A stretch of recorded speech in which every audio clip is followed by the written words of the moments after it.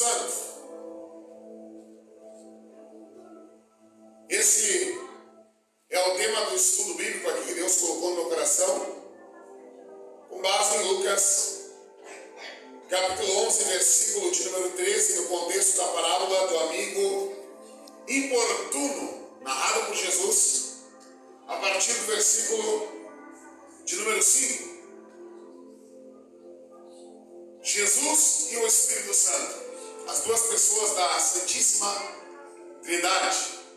Sabemos que nós não servimos três deuses, mas servimos um Deus que é uno e trino ao mesmo tempo. Servimos um Deus que é formado pela pessoa do Pai, do Filho e do Espírito Santo. Compartilham da mesma natureza e da mesma essência. Jesus e o Espírito Santo é o tema desse estudo bíblico aqui nessa noite. Poderia falar aqui aos irmãos sobre o apóstolo das missões, o maior missionário, o apóstolo Paulo. Poderia lhes falar aqui essa noite sobre Apolo, eloquente pregador. Poderia falar-lhes aqui sobre Estevão, o primeiro mártir da igreja cristã, registrada em Atos 6, o primeiro a morrer por sua fé. Poderia falar-lhes aqui de inúmeros personagens bíblicos da Bíblia Sagrada, homens importantes que marcaram o seu tempo, a sua época. Poderia falar sobre o pastor Tito, sobre Timóteo, mas Deus colocou no meu coração aqui falar sobre Jesus Cristo. Aleluia. E a pessoa do amado Espírito Santo. Aleluia. Para iniciar o estudo, então, o texto base é esse que eu li com os irmãos em Lucas 11:13, no contexto da parábola do amigo importuno. Jesus está exclamando e dizendo: pois se vós, sendo maus, sabeis dar boas dádivas aos vossos filhos, quanto mais vosso Pai Celestial dará o Espírito Santo àqueles que lhe o pedirem. É uma pergunta, uma interrogação, que Jesus, ao finalizar a parábola do amigo importuno, lança aos seus ouvintes, aos seus discípulos. Quando ele diz assim que o Pai Celestial está disposto a dar o Espírito Santo, a conceder o Espírito Santo àqueles que lhe o pedirem, este verbo aqui, dar o Espírito Santo, não é dar o Espírito Santo no sentido, no momento em que a pessoa é Cristo, ungiu o seu ministério cumprindo as profecias isaíacas. E sendo Jesus batizado, saiu logo da água, e eis que lhe abriram os céus, e viu o Espírito de Deus descendo como pomba e vindo sobre ele. E eis que uma voz dos céus dizia: este é o meu Filho amado, a quem me comprazo.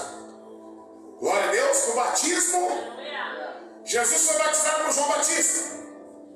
João Batista disse: eu careço, eu preciso, eu na lógica necessito ser batizado por ti. Tu que é o santo, filho de Deus, impecável, quem sou eu para te batizar? Jesus diz: João, tem que acontecer isso para que se cumpra toda a justiça, é necessário você me batizar. E quando Jesus está descendo as águas batismais, a Bíblia diz que o céu se abre. De repente o Espírito Santo de Deus, em forma corpórea, material, ou seja, materializado em forma de uma pomba, desce sobre Jesus, repousa sobre ele, e logo em seguida uma voz. Aqui podemos refutar os unicistas que não acreditam na pessoa do Pai, do Filho e do Espírito Santo. É nítido, é notório no batismo de Jesus a presença de Deus Pai, Deus Filho, Deus Espírito Santo.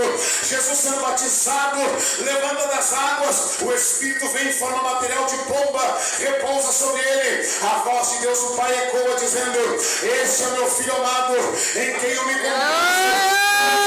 Pessoalmente, sendo o tem um encontro com Jesus e é regenerado pelo Espírito Santo, e o Espírito Santo passa a habitar na vida e no coração daquela pessoa que teve o encontro com Jesus e foi regenerado pelo Espírito Santo. Este dar aqui o Espírito Santo na expressão de Jesus, o Pai Celestial com certeza está disposto a dar e conceder o Espírito Santo àqueles que lhe o pedirem. Ele está se referindo à plenitude do Espírito Santo. Aleluia! Está se referindo aos dons do Espírito Santo. Ele está se referindo ao batismo no Espírito Santo. Então é nesse sentido que Jesus está falando que o Pai Celestial está disposto a dar, a doar o Espírito Santo àqueles que lhe o pedirem, ou seja, àqueles que já são discípulos, aqueles que já aceitaram a Jesus, já têm o Espírito Santo dentro de si. E agora o Pai Celestial também está disponível a dar a plenitude do Espírito àqueles discípulos que lhe o pedirem. Quando falo plenitude do Espírito, falo dos dons do Espírito, espirituais e ministeriais. Quando falo da plenitude do Espírito, falo do batismo do Espírito Santo. Promessa profetizada pelo profeta Joel, lá no Antigo Testamento, no capítulo 2, versículo 28, que nos últimos dias Deus derramaria do seu Espírito sobre toda a carne.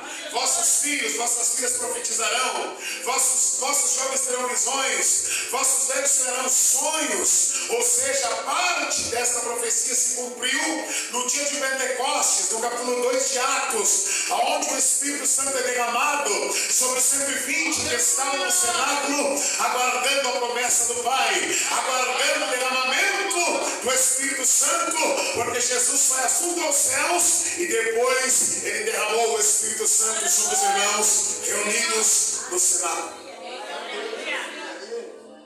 Aleluia!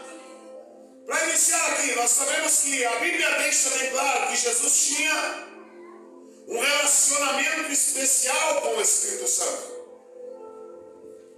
Olhando a Bíblia Sagrada e acompanhando pela Bíblia a trajetória ministerial de Jesus, a sua curta trajetória ministerial de 3 anos e meio, é notório, está explícito que Jesus tinha um relacionamento de pai e filho.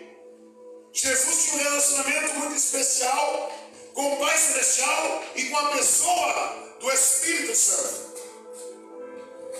Vamos ao Antigo Testamento. É necessário irmos nas profecias do Antigo Testamento que apontavam para a vinda do Messias, que apontavam e confirmavam e indicavam esse relacionamento especial que Jesus, o Messias Salvador que viria a essa terra, nascido de uma virgem chamada Maria, que o concederia pelo poder do Espírito Santo que ia gerá-lo no seu ventre. A Bíblia deixa bem claro e nos mostra que Jesus Cristo tinha um relacionamento especial com o Espírito Santo, e esse relacionamento especial que Jesus tinha com o Espírito Santo nos traz lições importantes para aplicarmos a nossa vida pessoal, como servos de Deus, como igreja, como crentes em Jesus.